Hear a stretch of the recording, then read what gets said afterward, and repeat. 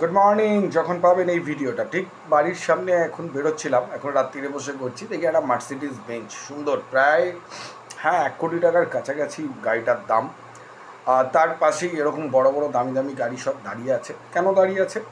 যে আমার বাড়ির সামনেই চেতলায় একটা বিশাল বড় পুজো হয়, মেয়র সাহেবের নাম করা পুজো। ঠিক আছে, তো সেখানে সব বড় বড় ব্যক্তিত্বতা এলেন, ব্যক্তিত্বপূর্ণ মানুষরা এলেন, তাদেরকে স্টেজে তোলা হলো, পুজোর খুঁটি পুজো হলো, প্লাস একটা জিম তৈরি হয়েছে, সেটার উদ্বোধন হলো। তো দ্যাট ইজ দ্য ফ্যাক্ট যে এরা সংবর্ধনা পেলেন। পাওয়ার পর অবভিয়াসলি তারা স্টেজে উঠলেন। তো পুরোনো একটু স্মৃতি মনে পড়ে যাচ্ছিল যে ফার্স্ট এই ক্লাবের যখন এশিয়ান পেন্টস, আপনারা জানেন যারা বড় দুর্গা পুজো করে, এই এশিয়ান পেন্টস পাওয়ার জন্য দৌড়য়। তো ফার্স্ট এশিয়ান পেন্টস ক্র্যাক করেছিল সনাতন দিন্দা, এবং আমার সুযোগ হয়েছিল, সনাতন আমাকে অপরচুনিটি দিয়েছিল যে ওর ওই গর্ভগৃহ টাওয়ারের স্ট্রাকচারের কাজটা, টেকনিক্যাল কাজটা একটু দেখে নেওয়ার জন্য। সেটা আমার কাছে একটা বড় প্রাপ্তি, একটা শিল্পীর সাথে, সনাতনের মতো শিল্পীর সাথে কাজ করা, প্লাস ওভারঅল ওই সময় ক্লাবের সাথে যুক্ত ছিলাম, ম্যানেজমেন্টটা দেখা। এবং that is the first time আমরা এশিয়ান পেন্টস পেয়েছিল ওই ক্লাব। যাই হোক, এখন এই ক্লাব থেকে আমি সরে এসেছি এবং ডাকেও না, বলেও না।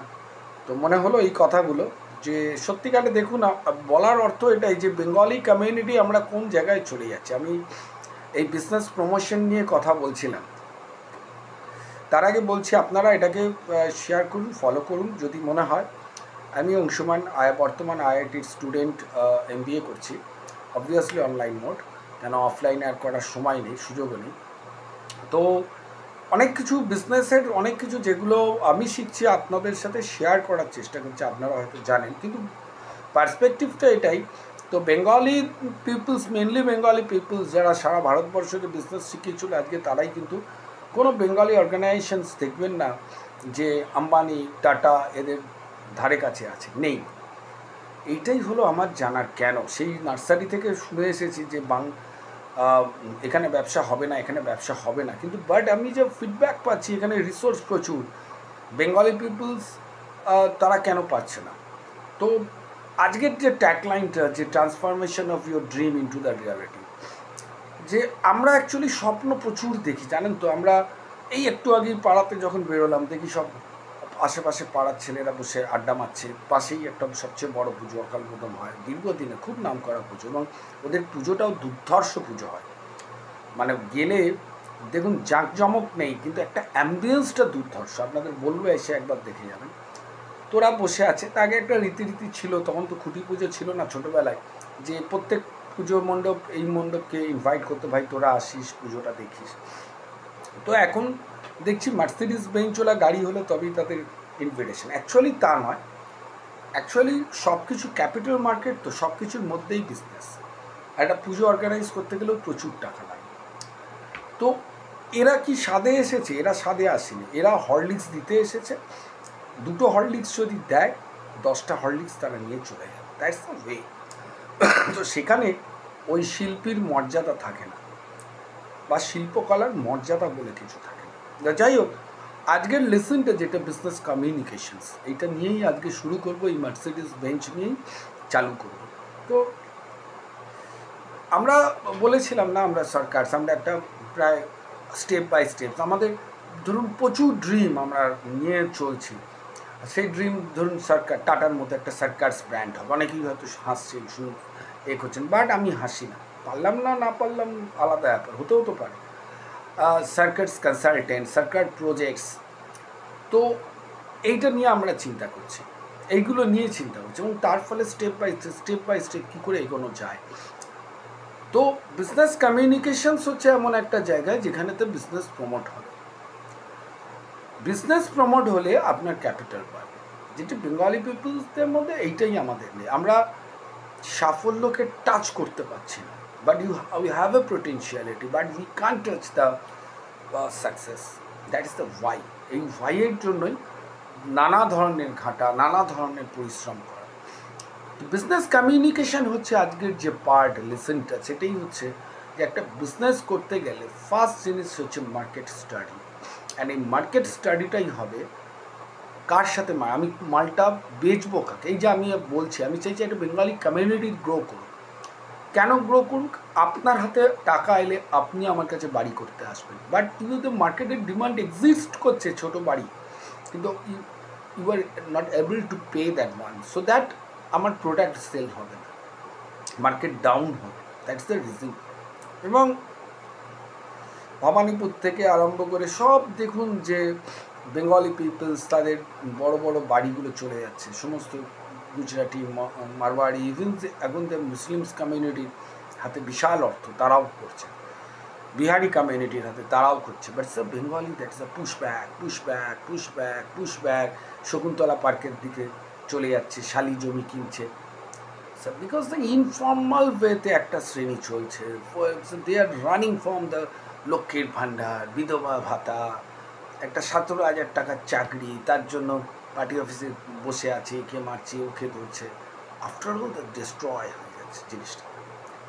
আর যারা একটু মানে ভালো পড়াশোনায় যাচ্ছে তারা আইটি বা এইসব করে বাইরে চলে যাচ্ছে এবং নিজেদের প্রপার্টিগুলো এদের দিয়ে দিচ্ছে। ভাই আমার ওই বড় বাড়ি রাখার দরকার নেই, একটা ছোট্ট ফ্ল্যাটের মধ্যে আমরা আবদ্ধ থাকবো, দ্যাটস দ্য কনসেপ্ট।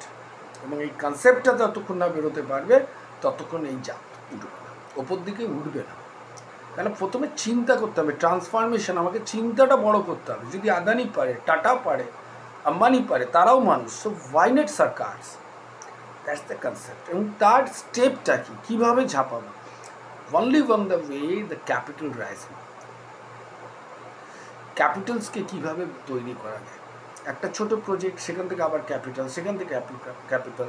কিন্তু বেঙ্গালি যারা ডেভেলপার এখানে কাজ করছে তারা অনেকেই অসৎসঙ্গ চলে যাচ্ছে, বিজনেস মোটিভটাই তাদের নেই। এখানে আসে 3 তলা তো একটু বাড়ানো যাবে, মানে দিলমাঙে মোড় একটু ওপরে তোলা যাবে, মানে এই হচ্ছে কনসেপ্ট। যদি এই কনসেপ্টে তারা বিজনেস করতে আসে কোনো দিন যাবে না। বিজনেস কনসেপ্ট হবে আমি কি পাচ্ছি, এবং কনসেপ্টে এটাই হবে ROI, মানে রিটার্ন অন ইনভেস্টমেন্ট কত তাড়াতাড়ি আমি আনতে পারবো। এই কনসেপ্টটাই গ্রো করছে না, যার জন্যই বিজনেসের সবাই ঝাড় খেয়ে যাচ্ছে। তো আজকে বিজনেস কমিউনিকেশনস আমি সিরিয়ালি করবো। তো বিজনেসের সবচেয়ে বড় জিনিস হচ্ছে কমিউনিকেশন। মার্সিডিজ বেঞ্চ দিয়ে আমি কথা শুরু করেছিলাম। এই মার্সিডিজ বেঞ্চেরই একটা গল্প আপনাদের বলি। তখন সবে ডিপ্লোমা, সালটা হচ্ছে আপনার 1997 সাল, জ্ঞান ঘোষ। অবস্থা তখন খুবই খারাপ ছিল, বাড়ি ভাড়া দিয়ে আমাদের সংসার চলত। তো হতো কি যে এইখান থেকে ওই আপনার ওই ড্রয়িং সকালবেলা উঠে আপনার গোপালনগরের মোড় থেকে বিনা পয়সায় ট্রাম, ঠিক আছে, পাদানিতে ঝুলতে ঝুলতে ময়ূরভঞ্জ থেকে হেঁটে জ্ঞান ঘোষ, আর আসার সময়টা পুরোটাই হেঁটে আসতাম। তো এই হেঁটে আসার সময় আলিপুর রোডে একটা মার্সিডিজ বেঞ্চের খুব বড় শোরুম ছিল। তো আমি আর আমার বন্ধু ওই সিগারেট খেতে খেতে হাঁটতে আসতাম। তো আমার গাড়ির প্রতি একটু ফ্যাসিনেশন আছে। তো আমি বন্ধুকে একদিন বললাম, চল একটু, গাড়িটা দুর্ধর্ষ গাড়ি, মার্সিডিজ বেঞ্চ। আর এই মার্সিডিজ বেঞ্চ বলেই না, দাঁড়িয়ে থাকলেই আমার চোখে পড়ে যায়, মার্সিডিজ বেঞ্চ আছে, একবার গিয়ে দেখি, টাচ তো করে আসি গাড়িটাকে, কিনতে পারি না পরের ব্যাপার। বন্ধু বললো, যাবি, দরওয়ান দিয়ে ঠেলে বার করে দেবে। তো প্রথম দিন গেলাম না, দ্বিতীয় দিন গেলাম না, চতুর্থ দিন আর আমি থাকতে পারলাম না। আমি বললাম যা হবে হবে, খুব জোর দাঁড়িয়েই তো দেবে, আর তো কিছু করবো না, বললে চলে আসবো। তা গেলাম, ঢুকলাম। তো দারোয়ানটা একটু ইতস্তত করছে, কারা ঢুকছে ছোকরা, তবে হাতে টিভি দেখে অতটা একটু ঘাবড়েও গিয়েছিল, তা ছেড়ে দিল। দোকানে একটা খুব সুন্দরী ভদ্রমহিলা ক্লায়েন্টের সাথে ইংলিশে সুন্দর কথা বলছে, সমস্ত কিছু বোঝাচ্ছে। আমরা এক চোখে দাঁড়িয়ে আছি, একটু সুযোগ খুঁজে গাড়িটায় টাচ করি। তো ভদ্রমহিলা কিছুক্ষণ বাদে ওনার মার্কেটিং হয়ে যাওয়ার পর আমাদের কাছে পিওরলি বেঙ্গলিতে বলল যে, তোমরা কী জন্য এসেছো এখানেতে? এবং খুব স্মাইলিং, মানে আমি যেভাবে বললাম এরকম না, খুব সুন্দর, কি চাও, কী জন্য এসেছো, ঠিক স্মাইল, এবং খুব সফটলি। তো আমি একটু আশ্বস্ত হলাম। আমার বন্ধু আবার দারোয়ানের কাছে গিয়ে পাশে দাঁড়িয়ে আছে, ও ভাবছে মানে কিছু ইনসাল্টিং কথা বলবে। তাই বললাম, ম্যাডাম এই গাড়িটা একটু দেখতে চাই, এর কী কী ফিচার আছে। তো আপনারা বিলিভ করবেন না, ওই কাস্টমারকে যতটা সময় দিয়েছিল ঠিক ততটা সময় ওই ভদ্রমহিলা দিয়েছিল, এবং পুরো গাড়ির কোথায় সিট বেল্ট, কোথায় air packs, each and everything সমস্ত কিছু দেখালো। এটা 1996-এর কথা বলছে। তো দেখলাম, এবং আমার যে স্বাদ সেটাও পূরণ হলো। গাড়িটায় হাত দিলাম, টাচ করলাম। তো আমি ভদ্রমহিলাকে আমার তখন একটা ইন্টারেস্টে আমি বললাম, দিদি দিদি বানিয়ে ফেললাম তখন, যে একটা কথা বলবো, কিছু মনে করবেন না তো? বললো না। বললাম, দেখুন আপনি তো জানেন যে আমাদের এই গাড়ি কেনার ক্ষমতা নেই, আদৌ কিনতে পারবো কি না ভবিষ্যতে তাও জানি না, বাট আপনি আমাকে দেখালেন কেন, এই গাড়ির সম্বন্ধে পুরো ডিটেলসে এত কিছু বোঝালেন কেন? তো তখন ভদ্রমহিলা আমাকে বললো, দেখো, আমাকে জিজ্ঞেস করলো তোমরা কী করছো? বললাম এই ডিপ্লোমা সিভিল নিয়ে পড়ছি। তো বললো, দেখো, Mercedes Benz is a brand. আমরা আজকে ব্যবসা করার জন্য আসিনি, আমরা চেষ্টা করছি আরও 100 ইয়ার্স এগিয়ে ব্যবসাটা যাতে বাড়ো। আজকে তোমার কেনার ক্ষমতা নেই, বাট তোমার কিউরিওসিটিটাকে আমি ভাঙতে পারি না। তোমার আমি এই যে দেখালাম, যদি কোনো দিন একদিন না একদিন এরকম হতেও তো পারে তুমি এরকম এটা কেনার জায়গায় যাবে, তখন কিন্তু এই মার্সিডিজ বেঞ্চটাই তুমি কিনবে, এই লেভেলের গাড়ি যখন তুমি করো। দেখুন গল্পটা বলছি, আমার গায়ে কাটা দিচ্ছে।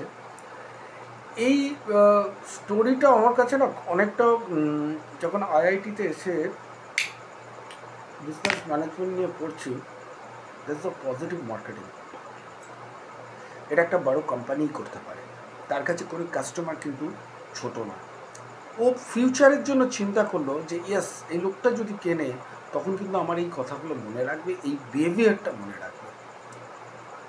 এবং আজকে হয়তো আমি একটা অল্টো কিনেছি, ভবিষ্যতে যদি কোনো দিন পয়সা করতে পারি, আমি সত্যি আমার জীবনের স্বপ্ন এই মার্সিডিজটা কিনব। তো that is the concept of the business communication. একটা বিজনেস বাড়ে কমিউনিকেশনের উপর। এই যে আমরা বলছি না যে আমরা এই যে কাজ করছি, আমি বলছি আমাদের এই সপ্তাহে যে আমরা টার্গেট প্রোগ্রাম রেখেছি যে 2.5 গুণ আমরা বাড়াবো, এবং সেটা কীভাবে বাড়াবো? হয়তো the process of the communication. আমি কাজ ডিপেন্ডেন্ট আছে, ইন্ডিপেন্ডেন্ট আছে। ইন্ডিপেন্ডেন্ট আমার হাতের উপর, ডিপেন্ডেন্ট আপনার উপর, বাট প্রথমে আপনাকে জানতে হবে। সো ধীরে ধীরে তখন এই ট্রান্সফরমেশনটাকে, আমি ড্রিমটাকে রিয়েলিটিতে নিয়ে আসতে পারবো। And that is the process of the communications. তো কমিউনিকেশন সম্বন্ধে অনেক কিছু বলার আছে, অনেক systematical, that's the formal way the communications. এই কমিউনিকেশন একটা এক্সাম্পল দিয়ে আজকে শুরু করলাম। আজকে রথযাত্রা, তো এইভাবে গল্প বলার উদ্দেশ্যটাই হচ্ছে বিজনেস মোটিভেশন করা, মোটিভেটেড হয়ে যাওয়া, নিজেদের অস্তিত্বটাকে আমাদের বাঁচানো, ক্যাপিটালসটাকে গ্রো করা। Without capitals you no more. আপনি আজ পার্ক স্ট্রিটে দেখুন তো কজন বাঙালি আছে, নেই বললে চলবে। ভবানীপুর শেষ হয়ে গেছে, চেতলা থেকেও আস্তে আস্তে উঠতে শুরু করেছে। Bengal is no more. আমি অন্য যারা বিহারি, যারা মুসলিম, তারা গুজরাটি বা মারাঠি, আমি তাদেরকে ছোটো করছি না, বিকজ র্যাট রেসে আমরা পাচ্ছি না, র্যাট রেসেতে আমরা পারছি না। আর করাপশন তো আছেই, ছেড়ে দেব, এটা থাকবে, সেটাকে নিয়েই চলতে হবে। সো আজকে এইটুকুনি। ভালো থাকবেন সবাই। আর আবার শুরু হবে কালকে আমরা বিজনেস কমিউনিকেশনেতে কী করে ডেটা কালেকশনস করতে হয়, যেটা আমাদের একটা প্রোডাক্ট মার্কেটিংয়ে আমাদের লাগে, সেই নিয়ে আলোচনা করব। আশা করি ভালো লাগবেন, মোটিভেটেড হবেন। প্রত্যেকের সমস্যা কিন্তু আলাদা আলাদা, difference, but the solution is the only way, যেটা ঠাকুর রামকৃষ্ণদেব বলে গেছেন। লেগে থাকুন ভাই, স্বপ্নটাকে ভাঙতে দেবেন না। চলুন, আজকের জন্য গুড নাইট।